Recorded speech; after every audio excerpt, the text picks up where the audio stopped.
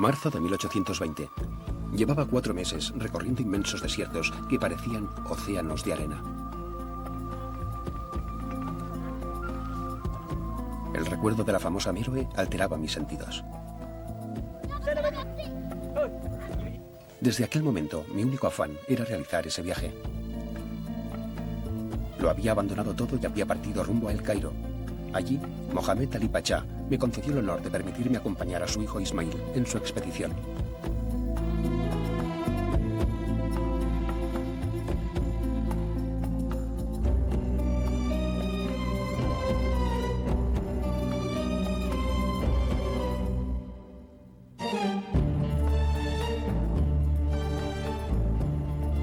Sudán, reinos del Nilo.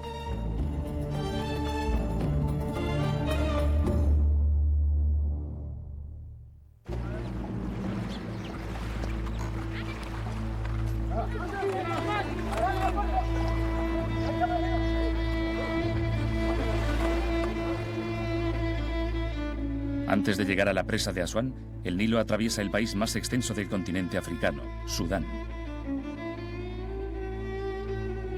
Durante miles de años, distintos pueblos han cruzado esta tierra, que es un lugar de paso entre África y el Mediterráneo, entre el Mar Rojo y el Sahara.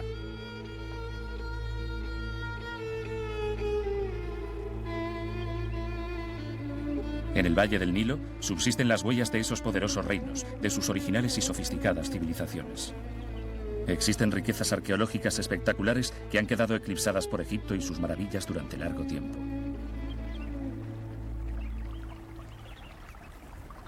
Hubo que esperar hasta 1820 para que la curiosidad de un pionero sacara a la luz los tesoros de esos antiguos reinos del Sudán. En aquel año, el virrey de Egipto mandó una expedición militar al sur y, siguiendo los pasos del ejército, iba un joven naturalista de Nantes conocido como Murat Efendi, alias de Frédéric Callot.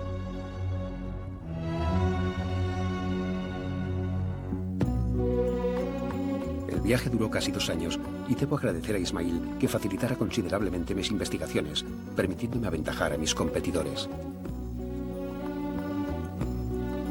Sin duda, el viaje me causó una gran fatiga y me obligó a hacer frente a muchos peligros, pero finalmente pude resarcirme de todas las dificultades vividas y con la ayuda de mi compañero de viaje logré reunir una gran cantidad de información que espero que no pase desapercibida.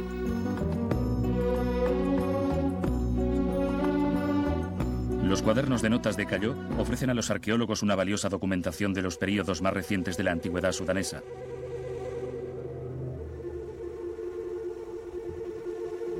En su periplo por el Alto Nilo, poco sospechaba el joven explorador que bajo la arena del desierto yacían los vestigios de civilizaciones mucho más antiguas.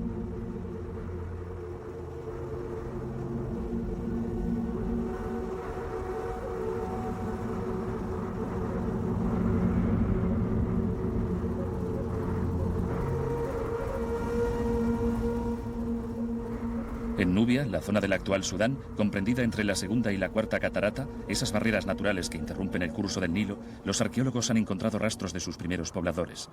Al norte del país, en la región de Kadruka, se ha descubierto una gran necrópolis del Neolítico.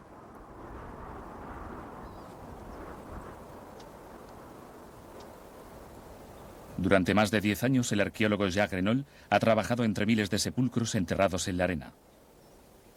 Ha ido reconstruyendo pacientemente la evolución de las sociedades primitivas, embriones de las grandes civilizaciones que ocuparían más tarde la región.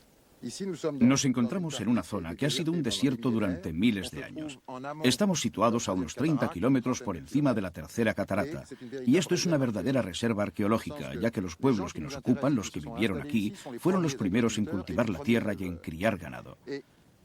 El hecho de que esta región fuera particularmente apropiada para este tipo de asentamientos dio lugar a una densidad de población tal que tuvieron que construir un cementerio nuevo cada 500 metros y gracias a ellos tenemos constancia de estos periodos. ¿Qué encontramos en general en estas tumbas? Pues encontramos esqueletos como este de aquí, que desgraciadamente está muy erosionado por el viento. La mayoría de estos esqueletos están en posición contraída, apoyados sobre el lado derecho o el izquierdo mirando en diferentes direcciones, y suelen estar acompañados de materiales de la vida cotidiana. Hemos encontrado todo tipo de vasijas y de objetos de uso diario, como ropa, adornos, varios tipos de abalorios, paletas para maquillaje, hachas, discos perforados. También hemos encontrado cornamentas colocadas aquí tras la muerte del individuo. Y a veces objetos que tienen connotaciones funerarias, como esta vasija caliciforme. Nunca hallamos fragmentos de vasijas caliciformes en las viviendas, ya que solo se fabricaban con fines funerarios, y teniendo en cuenta su forma, debieron ser usadas para ofrecer libaciones. Al excavar toda la necrópolis, descubrimos una estructura social que pudimos establecer tanto por la posición de los cuerpos enterrados como por el tipo de objetos que los acompañaban. Comprobamos que poco a poco fueron desarrollándose sociedades articuladas cada vez más en torno a un individuo central, a un dirigente. El caso más significativo es el de la necrópolis KD-K1, con la tumba de este gobernante. Este lugar no se convirtió en un cementerio hasta que él murió. La élite social está más o menos agrupada a su alrededor, formando una figura concéntrica, de manera que cuanto menos rico o menos interesante es el ajuar funerario de una persona, más lejos está del centro.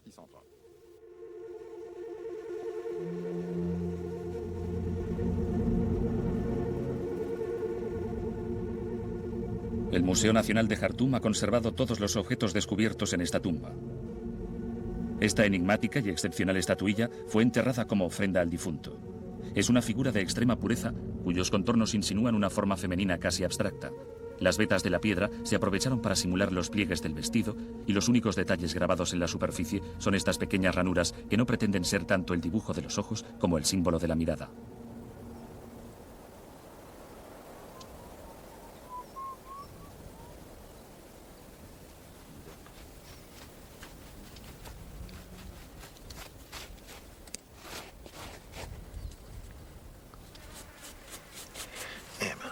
Un esqueleto. Cuando llegué a este pequeño montículo, observé que en la superficie había una marca que indicaba que allí había habido un fragmento de una vasija, y justo a su lado quedaba la huella que correspondía al negativo de la vasija. La debían de haber sacado un día antes, o una semana, o un mes, no lo sé exactamente. Y es que la gente del lugar siempre cree que encontrará oro dentro de estas vasijas. Y ese es uno de los grandes problemas de los arqueólogos. Llegan, excavan un poco y se llevan lo que pueden. Así que hice lo que nunca se hace en arqueología. En lugar de trabajar en la estructura, limpiándola poco a poco en capas horizontales para ir desenterrándola, empecé a trabajar en el propio objeto hasta extraerlo para poder llevármelo y sustituirlo por piedras. Luego cerré el agujero para que cuando volvamos a este sepulcro al cabo de unas semanas, podamos devolver la vasija a la tumba tal como la encontramos. Si la dejara en su lugar mañana por la mañana, ya no estaría.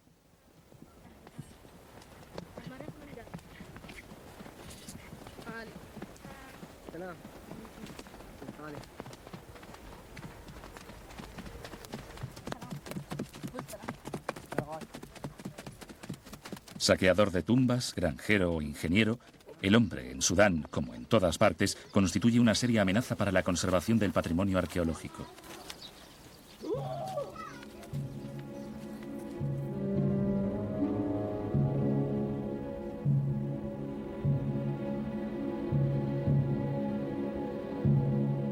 Los ingleses ya habían interrumpido el curso del Nilo en la primera catarata, cerca de Asuán, cuando, a principios del siglo XX, decidieron construir una presa con el fin de doblar las reservas de agua.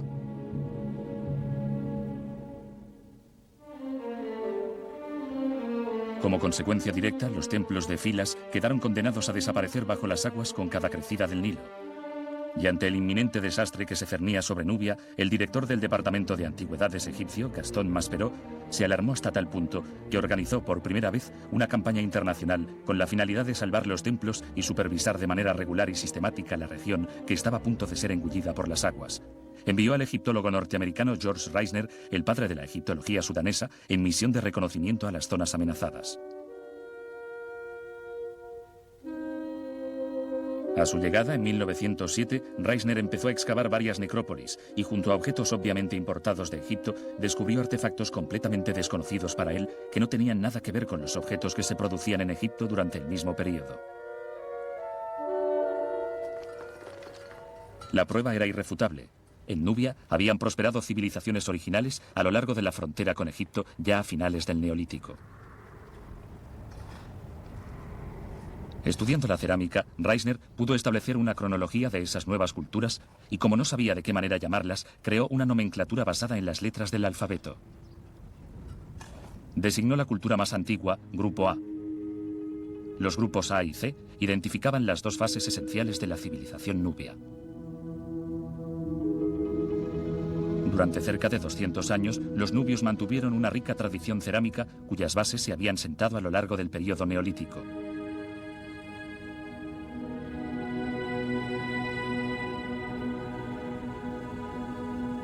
Esta imprevisible población seminómada empezó a verse gradualmente amenazada por su poderoso vecino del norte. Egipto quería que las caravanas de comerciantes estuvieran protegidas y tuvieran acceso directo a las minas de oro y otras riquezas de África, de manera que los faraones del Imperio Medio decidieron extender su frontera meridional hasta la Segunda Catarata. Los pueblos nubios parece que vivieron en una inseguridad continua, supeditados a la dominación egipcia, hasta que los nuevos señores de la Baja Nubia resolvieron conjurar las amenazas de una vez por todas. Mandaron construir una gigantesca línea de fortalezas entre la primera y la segunda catarata para impedir la navegación por el Nilo y conseguir que los nubios quedaran aislados en el sur. Ese extraordinario complejo de edificaciones militares de adobe sobrevivió durante milenios, hasta que la construcción de la gran presa de Asuán, en 1960, amenazó con hacer desaparecer para siempre toda la Baja Nubia, situada entre la primera y la segunda catarata. Entonces, la atención internacional empezó a concentrarse en intentar salvar los templos de Abu Simbel y otros lugares sagrados.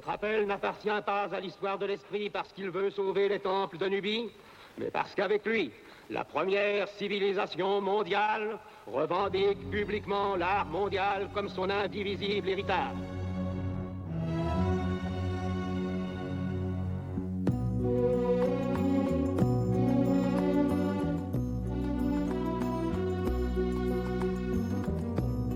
Al tiempo que las espectaculares operaciones de construcción de la presa progresaban, en el último momento los arqueólogos se pusieron a explorar las grandes fortalezas. Cada campaña de exploración era una batalla contra la inexorable crecida de las aguas.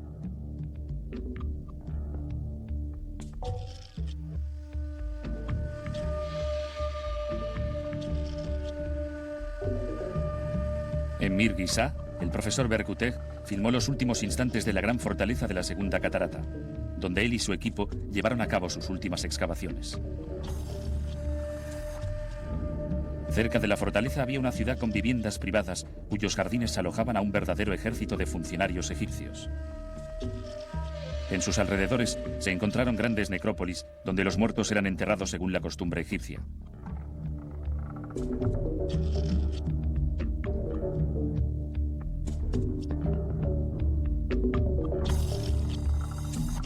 Muchos llevaban puestas máscaras de arcilla doradas.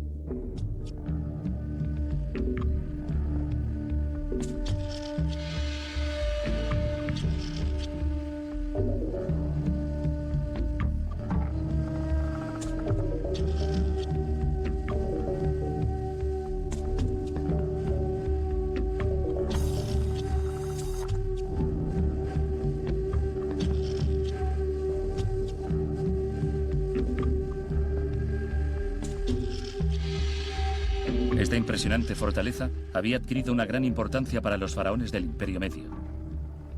No muy lejos de allí, hacia el sur, en la región de Kerma, que seguía siendo inaccesible al quedar protegida por la tercera catarata, prosperaba un reino íntegramente nubio, hasta que su creciente poder se convirtió en una amenaza para los intereses egipcios. Frédéric Caillot fue el primero en dibujar los vestigios de ese importante reino que no había sido descubierto hasta entonces.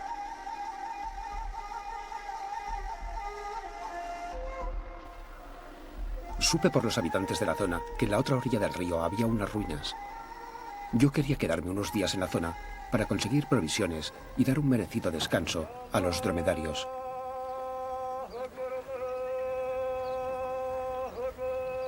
De modo que envié a alguien a buscar un bote de remos para cruzar el río y me comunicaron que no estaría disponible hasta el día siguiente, 13 de enero. Embarqué con uno de mis criados árabes. El bote estaba hecho con un tronco de acacia vaciado y con dos maderos que se usaban para izar la vela y que estaban atados al bote con correas de cuero y cuerdas. Para construirlo no habían utilizado absolutamente nada de metal, ni un solo clavo. En cuanto desembarcamos en la otra orilla, cruzamos por campos de algodón y sorgo. Enseguida localicé las ruinas de que tanto hablaban los nativos. No eran más que los restos de una fortaleza de barro. A primera vista, es cierto, podían parecer una pirámide, ya que la altura era considerable, pero examinando más detenidamente esa enorme masa de tierra, se apreciaba un parecido bastante mayor con las fortalezas representadas en las esculturas de Tebas.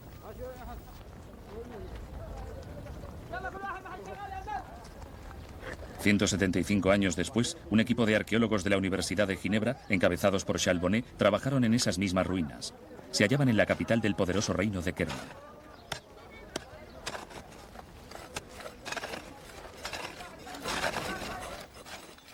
Tal como le ocurrió a Calló a principios del siglo XIX, los primeros viajeros que llegaron aquí descubrieron una misteriosa edificación.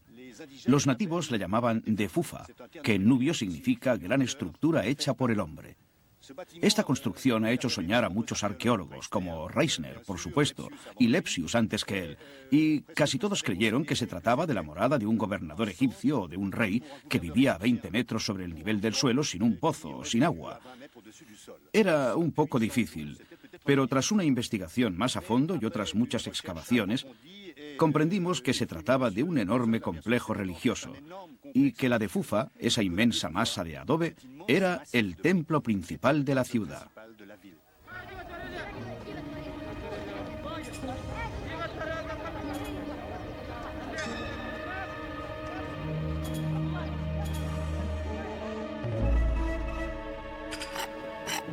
Durante siglos, la ciudad creció según un plano cada vez más complejo. El trabajo de un arqueólogo en la actualidad se asemeja muy poco al estereotipo de varios obreros excavando afanosamente en busca de tesoros enterrados. La arqueología actual consiste en una criba interminable de tierra, 1 metro cúbico tras otro, para lograr que salgan a la luz los más pequeños indicios de la vida cotidiana e intentar reconstruir el lugar para determinar la función y la importancia de los edificios.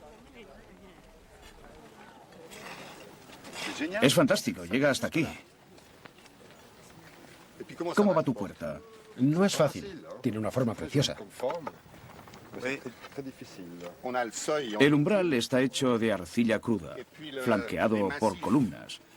Es como si frente a los pilares hubiera habido guardias protegidos por un pequeño pretil a cada lado.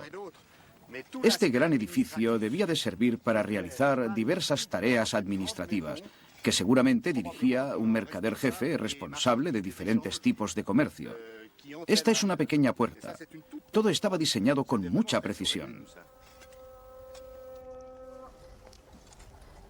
Como otros yacimientos arqueológicos, Kerma se parece mucho a un pastel de hojaldre con varias capas de vestigios que se superponen, era tras era. Metro a metro, los topógrafos cartografían pacientemente muros, habitáculos, palacios y almacenes. Se esmeran en tomar nota cada vez que se mueve el menor ladrillo. Acto seguido se reemprende la excavación, esta vez a más profundidad, borrando para siempre las frágiles huellas de toda una época antes de revelar gradualmente los vestigios de la era precedente. Los cimientos de los edificios principales, sin embargo, se preservan y restauran. Entre los cimientos reconstruidos está la gran cabaña redonda, una construcción circular cuyo techo cónico estuvo sin duda cubierto de paja. Era el salón del trono del rey de Kerma. Estaba rodeado de tiendas y almacenes, testigos del constante tráfico comercial entre Egipto y África Central.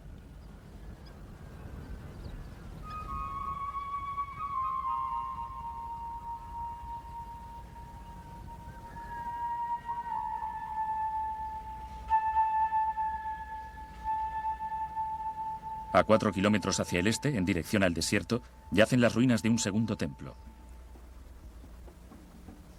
No muy lejos está la vasta necrópolis de Kerma, una de las más imponentes de toda la antigüedad. La necrópolis es testigo de miles de años de la historia de la ciudad. Miles de montículos circulares apenas visibles señalan la localización de las sepulturas. Sus diámetros varían entre 1 y 100 metros, dependiendo de la época y de la posición social del difunto. Los sepulcros revelan la evolución de los ritos funerarios, la perentoria necesidad de realizar ofrendas rituales cada vez mayores, sacrificios animales y hacia el final un gran número de sacrificios humanos. ¿Está ahí, Matthew? Sí.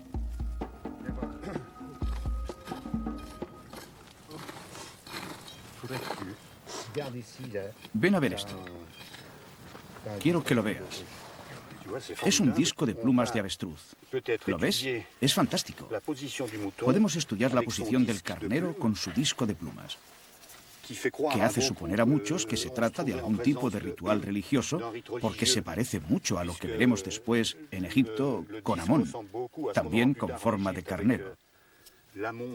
Es cierto que los cuernos tenían agujeros en las puntas para fijar adornos, algunos de los cuales todavía son visibles. No se aprecian bien, pero hay una gran cantidad de abalorios que debían de estar dispuestos formando un dibujo determinado. Y aquí está la cinta, o algunos pedazos de la cinta que servía para atar el disco de plumas de avestruz. De modo que aquí tenemos un carnero doblado así, con la cabeza dirigida hacia el cuerpo. Y aquí empieza a distinguirse un segundo carnero con un cuerno y una cinta rojiza asomando por detrás. Y aquí aparecen restos de madera carcomidos por las termitas. Esto es muy difícil de excavar, no se ve dónde acaba la tabla. Es la tabla vertical del pie de la cama donde yacía el difunto.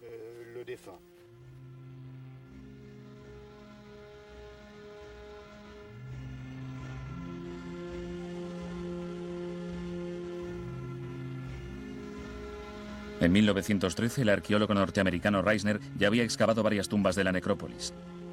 Había levantado su campamento frente a las ruinas del templo, junto al área más reciente del cementerio. Cerca del pie del muro de adobe desenterró fragmentos de cerámica azul brillante que más tarde fueron identificados como dos grandes cabezas de león, elaboradas probablemente para decorar la fachada del edificio.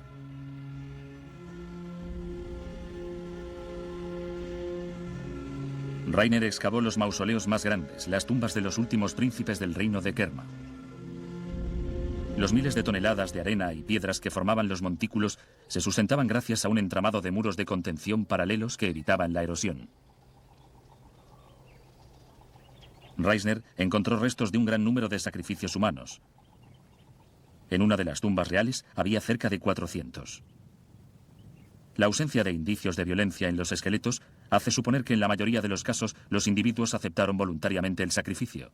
Sin embargo, ciertas víctimas parecen haber sido forzadas. La posición de los cadáveres muestra que intentaron protegerse la cabeza antes de morir.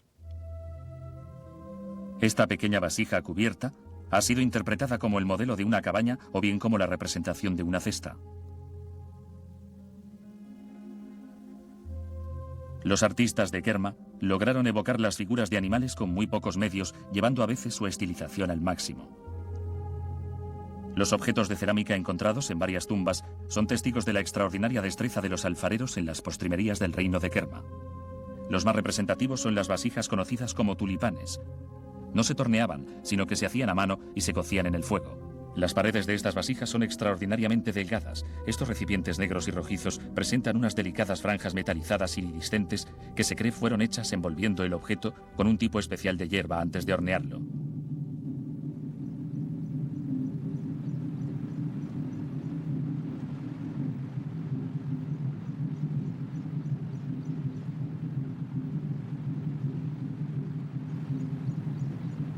Hacia el año 1600 antes de nuestra era, el reino de Kerma estaba en su apogeo y empezaba a suponer una amenaza tan grande para Egipto que los faraones del Imperio Nuevo se decidieron a conquistarlo. Los ejércitos egipcios marcharon hacia el sur, remontando la tercera catarata, demoliendo Kerma y ampliando las fronteras del imperio hasta Jebel Barkal, un páramo aislado próximo a la cuarta catarata. Los faraones dedicaron esta conquista a Amón, su dios dinástico, e hicieron de esa montaña el punto más alejado de su nuevo territorio y el santuario de su divinidad. A partir de este momento, el dios egipcio Amón reinó tanto en Egipto, desde Karnak, como en Sudán, desde Jebel Barkal. Egipto controlaba entonces una enorme extensión de territorio. En Soleb, en el corazón mismo del territorio conquistado, el faraón Amenhotep III hizo construir un templo cuya magnificencia debía parangonarse a su formidable poderío. Durante la noche nos despertaron los gritos de los nativos y el sonido de tambores. Un hipopótamo había salido del río y estaba destruyendo los campos. Aterrorizado por el ensordecedor alboroto y por la enorme hoguera que habían encendido los árabes, huyó a toda velocidad de vuelta a la seguridad del agua.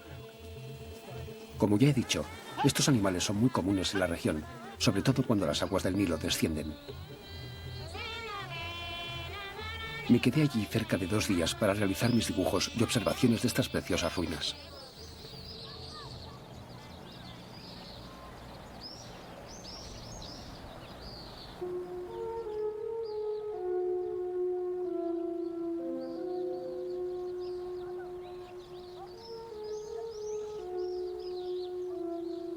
Construido por el arquitecto de Luxor, el templo de Soleb es una de las más bellas creaciones del Imperio Nuevo.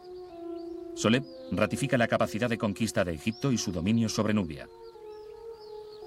El santuario conmemora el jubileo de Amenhotep III, es decir, la renovación del ciclo real de los poderes divinos del faraón.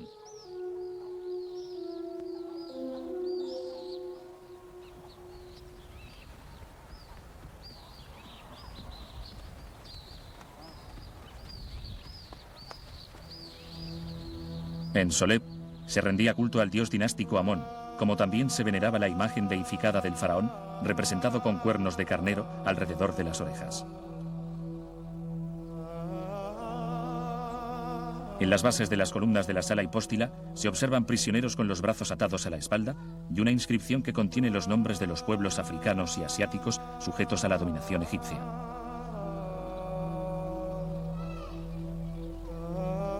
Esta galería etnográfica no es más que un reflejo parcial de la realidad política del momento. Quizás sea más bien un inventario idealizado de su mágico dominio.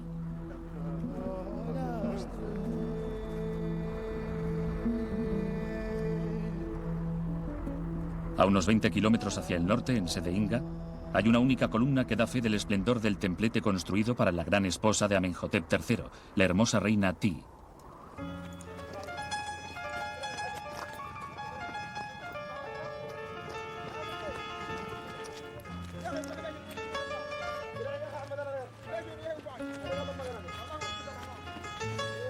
En las postrimerías del Imperio Nuevo, los intereses egipcios se dirigieron hacia el Mediterráneo y los faraones fueron abandonando Nubia.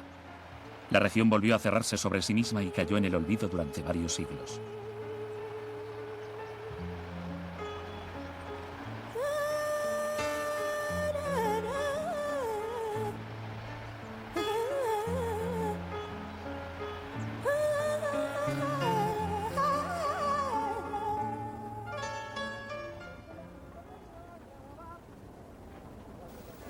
¿Cuál fue mi alborozo al descubrir las pirámides del norte y poco después una gran extensión de ruinas al pie del monte Barkal? Impaciente por llegar, espoleé mi camello para que acelerara el paso. Me acerqué a pie hasta aquellas vastas ruinas. Los restos de un hermoso templo aparecieron ante mis ojos. Allí, completo desorden. Había fragmentos y restos de columnas, de templos y de pirámides. ¿Por dónde debía empezar? ¿Hacia qué objeto debía dirigir mi atención? Me hubiera gustado examinarlo todo enseguida, pero pronto oscureció, sin que hubiera podido formarme más que una idea superficial de la inmensa cantidad de objetos que me rodeaba, y al caer la noche tuvimos que regresar. Hacia el año 780 antes de nuestra era, una nueva dinastía real accedió al trono y fundó un reino íntegramente nubio, el reino de Kush, cuya capital, la ciudad de Napata, se levanta al pie de la montaña sagrada de Jebel Barkal. Por razones que aún desconocemos, los soberanos hicieron suyo el culto al dios Amón que habían heredado de los egipcios. El rey Peye restauró el gran templo de Amón que había sido construido 6 siglos antes por los faraones del Imperio Nuevo, y decidido a restablecer los valores religiosos en Egipto, salió a conquistar el país. Durante más de medio siglo, los reyes negros dominaron un inmenso imperio que se extendía desde la confluencia de ambos Nilos hasta el Mediterráneo. Es una asombrosa paradoja ver a estos faraones africanos en el trono del todopoderoso Egipto, que solía ridiculizarlos y hacer caricaturas de ellos.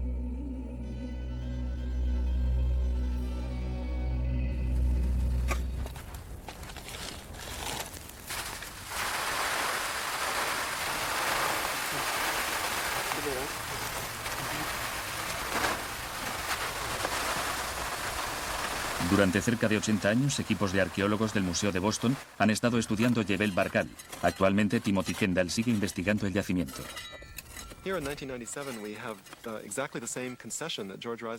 Aquí en Jebel Barkal trabajamos exactamente en el mismo terreno que Reisner. Estudiamos el mismo yacimiento utilizando sus maravillosos cuadernos de excavación. Estamos completando sus descubrimientos excavando zonas apuntadas por él. Los resultados son muy interesantes, ya que nuestro punto de vista es el de los investigadores de finales del siglo XX. Cerca de 80 años de arqueología nos separan de Reisner, lo que nos confiere un mayor conocimiento del yacimiento. Él fue un pionero. Nuestro proyecto es de lo más emocionante. En este momento estudiamos los palacios de Napata. Estamos descubriendo la función de varias salas y a veces incluso averiguamos qué actos se celebraban en ellas, como ritos reales y ceremonias de coronación. Uno de los templos nunca ha sido excavado. Creemos que fue allí donde el rey fue coronado por el dios que moraba en el recinto. El futuro es muy esperanzador. Confiamos en hacer grandes adelantos.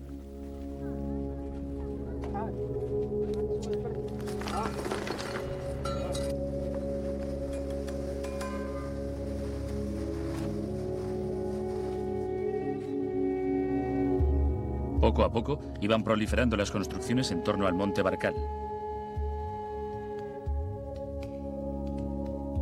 El rey Tarco, que gobernó Egipto y Nubia como monarca absoluto, se hizo construir un santuario al pie de la montaña que dedicó a Amón.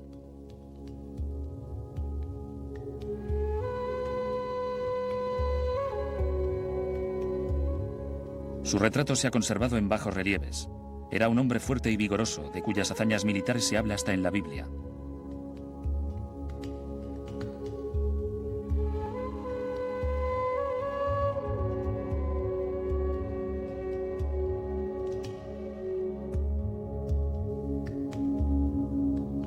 En uno de los picos rocosos que emerge de Jebel Barkal, Tarco hizo grabar su nombre en la piedra y lo cubrió con pan de oro.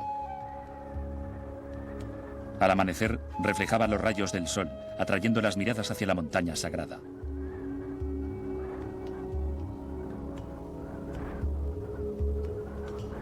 Al final de su reinado, obligado a dejar Egipto por los asirios, Tarco volvió a Jebel Barkal.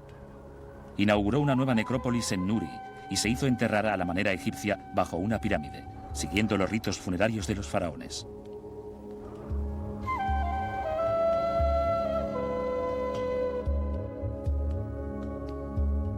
El mausoleo de este gran faraón nubio fue excavado en 1920 por George Reisner. Aunque la tumba había sido completamente saqueada, Reisner logró exhumar una impresionante colección de Usheptis. Estas pequeñas efigies del difunto se enterraban con él para seguir sirviéndole y realizar en su lugar todas las tareas necesarias en la otra vida.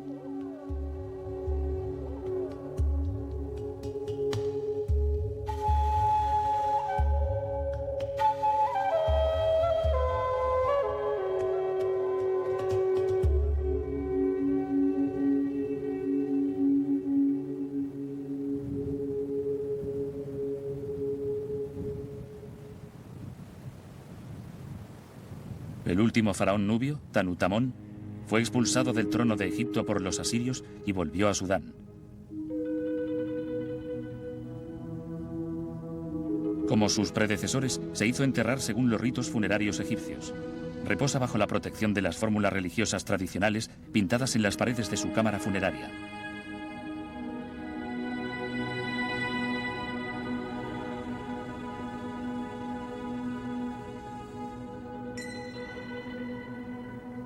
La influencia egipcia siguió haciéndose notar en el reino, pero sus costumbres fueron transformándose progresivamente, adaptadas y reinterpretadas por los africanos.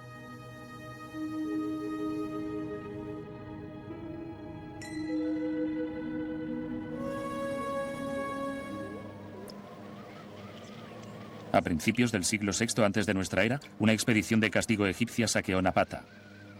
Los soberanos cushitas buscaron refugio más al sur y trasladaron a Meroe, la capital de su reino.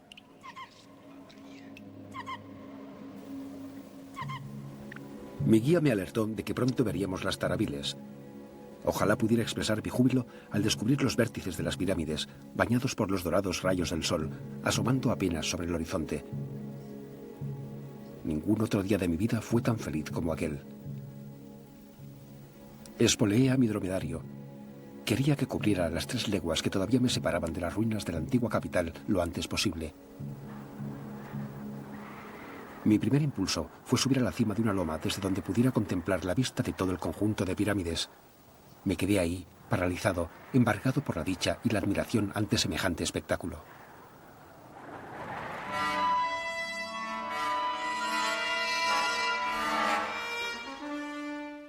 Hoy en día no queda prácticamente nada del antiguo esplendor de Méroe, a excepción de la necrópolis.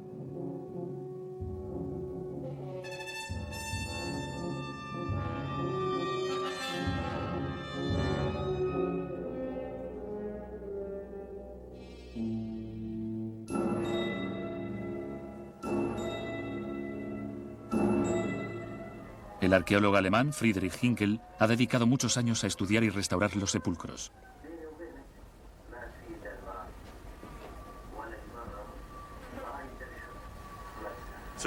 Estas pirámides son bastante diferentes de las egipcias, no solo por su forma, sino también por su tamaño y su función. Fueron construidas en memoria de los difuntos, mientras que en Egipto las pirámides cubrían la cámara funeraria. En cuanto a las pirámides meroíticas, este es el suelo. La escalera baja por aquí. Y aquí, excavadas a 8 o 10 metros de profundidad, están las cámaras funerarias, a menudo 2 o 3. Se accede a ellas por la escalera. Cuando se enterraba al rey, las cámaras funerarias se cerraban y la escalera se llenaba de arena. Después, correspondía a su sucesor construir una pirámide sobre las cámaras funerarias en su memoria, con una pequeña capilla para las ofrendas y un pilono delante para posteriores rituales funerarios. Aquí están enterradas las legendarias Candaces, las reinas de Méroe que llevaron a sus poderosos ejércitos a la guerra. La pirámide donde reposa una de ellas, la reina Amanichajeto, ha sido codiciada por muchos. Los maravillosos dibujos de Calló atrajeron a un gran número de aventureros. En 1834, uno de ellos, el italiano Giuseppe Ferlini, desmontó la tumba de la reina piedra a piedra y descubrió un fabuloso tesoro. Tan fabuloso que los más prestigiosos museos occidentales creyeron que era falso hasta que fue autentificado por el arqueólogo Lepsius. Ese suceso provocó la destrucción de la necrópolis real. Ninguna de las demás pirámides escapó al incontenible pillaje. En solo unos años, uno de los yacimientos más extraordinarios de Méroe quedó completamente diezmado.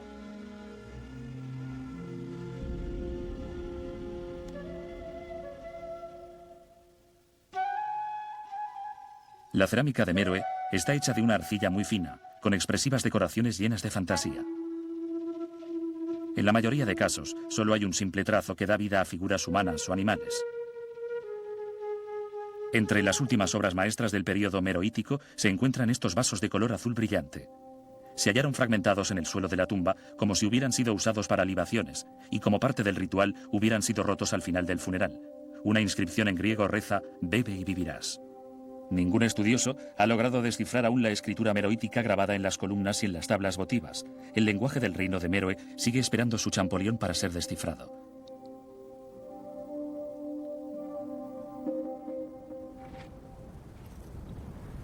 Al sudoeste de la necrópolis real de Méroe se halla el cementerio de los nobles. Mientras trabajaba en la restauración del lugar, Friedrich Hinkel descubrió que había una marca vertical en todos los bloques de piedra situados en el centro de las pirámides. Esas marcas forman una línea que servía como punto de referencia para los arquitectos. Esta es la primera línea de piedras de la base de la pirámide. Y aquí puede verse la línea central que sigue sobre los cimientos de la pirámide y nos muestra la línea central de la capilla. Y esto es importante. Hemos descubierto también que estaba todo planeado para la construcción del pilono.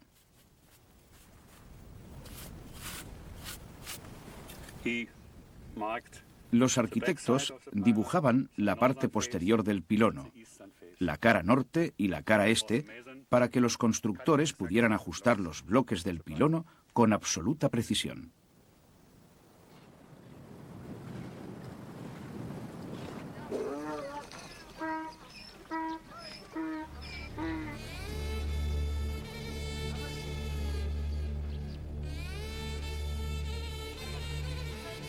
La mayor riqueza del imperio meroítico eran sus inmensos rebaños. La familia real y su entorno viajaban por el reino en busca de los mejores pastos y fuentes. En Naga, a 30 kilómetros del Nilo, los rebaños de las tribus nómadas siguen abrevando en el mismo pozo.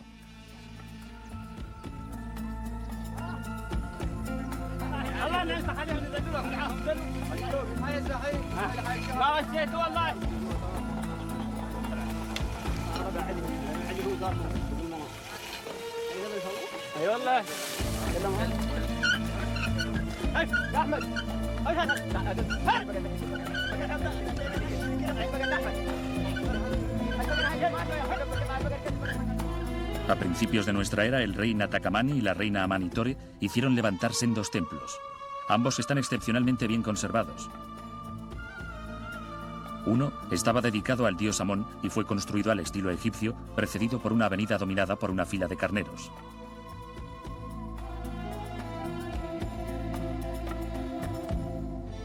En el otro templo, más pequeño, se veneraba a Apedemak, el dios león meroítico de la guerra y de la fuerza vital. A los lados del pilono, Apedemak está representado de un modo curioso. Nace de una flor de acanto y se eleva como una serpiente hasta el techo del templo. Simboliza el renacimiento eterno.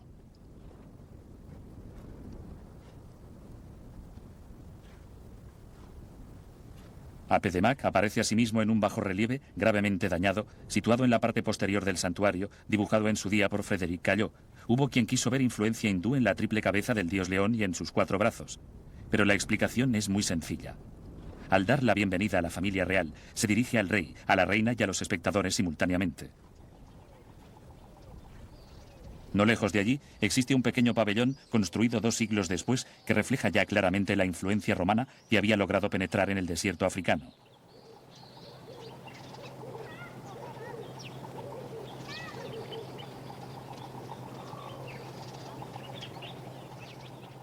El fin del imperio meroítico sigue siendo un enigma. Cuando el rey de Aksum se dispuso a conquistar Meroe hacia el año 350 de nuestra era, lo único que encontró fue una ciudad fantasma. No fue hasta finales del siglo V que los monjes bizantinos lograron convertir Nubia al cristianismo.